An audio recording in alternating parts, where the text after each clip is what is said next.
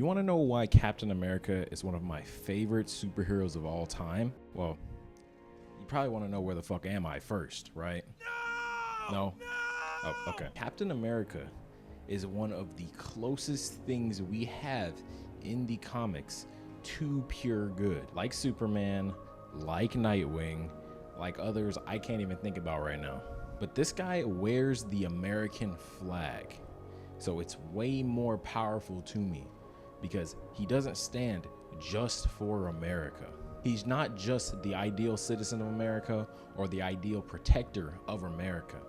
He's the ideal citizen of the world and the ideal protector of the world. He is very special, one of Hope's greatest warriors, because when everyone else is still laying on the ground, he stands the fuck back up, even when it's the Mad Titan staring back at him. You know what? Let me get a little closer to you guys. I feel a little disconnected right now. Hold on, let me scoot up.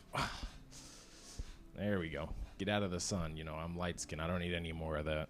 Captain America's face-to-face with Thanos in the Infinity Gauntlet comic run is what made me fall in love with this character. I'm like a freshman in high school at this point. Infinity War is probably 2 or 3 years out, and I'm reading this in preparation. And when I get to that point, I'm just thinking to myself, holy shit, Steve Rogers is the greatest character of all time. But I kind of want to walk you through everything that happens up to that point in the Infinity Gauntlet comic run, because just looking at this page does not do it justice. Because the stakes behind this moment are so huge, and the fact that he showed up and he did what you expect out of Captain America is incredible. So I'm sure you all know how the Infinity Gauntlet comic goes. Thanos connects all 6 Infinity Stones and then snaps his fingers to kill half of all life in the universe to impress the living embodiment of death, because Deadpool keeps on cucking him. Adam Warlock is the main guy trying to figure out how to stop Thanos before he rids the entire universe of life in his pursuit of impressing death. That's right, Adam Warlock is a hero in the comics. Or at least somewhat. So he calls upon the non-snapped Avengers to fight Thanos. To start, Thanos just uses the Time Stone to freeze time and get out of the way of the attacks from Thor, Iron Man, Namor, and Firelord. He squashes Drax the Destroyer and the Hulk. Let me repeat, the Hulk, like they were bugs. Scarlet Witch gets overpowered, and I assume she gets disintegrated in this moment. Thor suffocates after being flung into space and then accidentally transforming back into Donald Blake. Now, he does come back later and he retransforms and all, but I mean, he still gets really done dirty. Vision gets his heart ripped out, and Cyclops. Holy shit, Cyclops. Even my man Cloak, man, just wow. These are all big hitters getting embarrassed by Thanos. But then Captain America steps up to the plate. He's less powerful than all those characters who just got brutalized by the Mad Titan. And yet there's no fear in his eyes and there's no hesitation, just determination. And I haven't mentioned it yet, but Star Fox is also here during this fight, and I'm pretty sure he's narrating things in the background. But either way, as each Avenger is getting destroyed by Thanos, the narration paints the picture of desperation, disappointment, grief, hopelessness, just everything sad and depressing. And even in that moment, Captain America brings hope to the scene. And even as he is face to face with Thanos, he does not flinch as Thanos charges up for a punch. And in the end, Captain America doesn't even die because Silver Surfer comes in and distracts Thanos, and Captain America gets a punch in. Now, Thanos does end up just knocking out Captain America after that out of annoyance, realizing that he should be doing other things besides fighting people so far below him. But that little distraction by Captain America was all that was needed for the cosmic cavalry to arrive. And I think that makes this moment even more powerful, because I don't think that Captain America knew that the cosmic cavalry were on their way with big hitters like Galactus in this group. He was literally just doing what a hero should do in that moment. And in him doing that, the next bit of hope for the universe arrived. Ever since I read this comic, I was saying to everyone, yo, they better have this scene in Infinity War. Yo, this better happen in that movie. So when Infinity War was released and Captain America had his moment in Wakanda, I was like, cool, but where's the actual scene? Then Endgame was released. The big three are getting walked over by a Thanos without the Infinity Stones, which first of all doesn't make any sense because Iron Man went toe to toe with a Thanos that had 4 Infinity Stones on him. So with help from 2 other main Avengers, they should be able to, I don't know, easily take him down, but whatever. Anyways, they're getting cooked. Iron Man is unconscious and Thor is now unconscious as well. Then the camera cuts to Captain America. I knew as soon as the music went quiet that it was about to happen. Cap stands up, tightens his now broken shield, and starts walking without hesitation towards Thanos and his army of Chitauri, ready to give his last breath fighting them.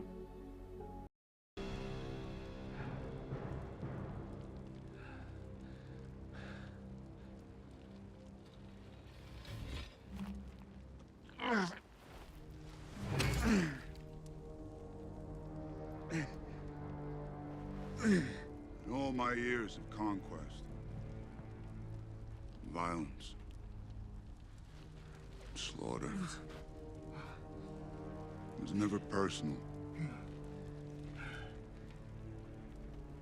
But I'll tell you now, what I'm about to do to your stubborn, annoying little planet. I'm gonna enjoy it. Very, very much.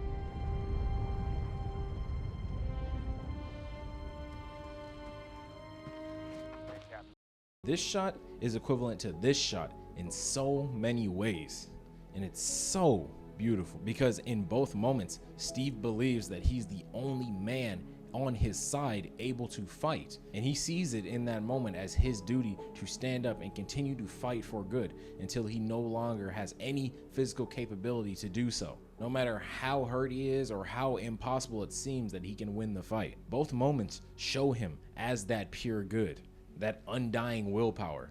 Hell, if he was transported to the DC universe at this moment, they would literally forge a new Green Lantern ring for him. And last but certainly not least, his decision to keep fighting until the end is hope persevering through him. Call him the ultimate hope, if you will, you know? Shout out Danganronpa. Because if those Doctor Strange portals don't show up in Endgame, you could bet your ass Captain America still fights alone. And he'd get his ass beat just like he did in the comics, but the fact that you would have to kill him or at least incapacitate him to stop him from fighting you is good enough. The thing about a lot of great villains is that they do not focus on overpowering their enemies to win. They focus on their mind. If you can somehow infiltrate a hero's mind to get him to believe that he shouldn't fight you anymore, then you've won. They're no longer your enemy, so it doesn't matter how powerful they are. If you overpower them, they'll just believe that they need to get more powerful to take you down, and they still will want to take you down someday. So instead, it's better to convince them that they don't need to take you down anymore. Some heroes in these situations that Cap was in would fold because they'd see it as pointless to even continue fighting because they have no chance of winning. That's the mental game at work. And when your mind starts cracking, you've started losing the war. Cap's refrainment from ever finding it pointless to stop fighting the enemy keeps him ahead of the game at all times, even when he loses, because if he doesn't die, when he stands back up, he's gonna start fighting again. And if he does die in one of these moments, his undying will inspire others to do as he just did. And that's why this moment is so powerful and is integral to the character of Captain America in every single piece of media that he is in. Like and sub to the channel if you're new. I'm gonna try and do a bunch of these page to picture videos, so give me some ideas in the comments. But thank you to anyone who is watching this video right now. Make sure to share it with your friends, and I'll see you next time.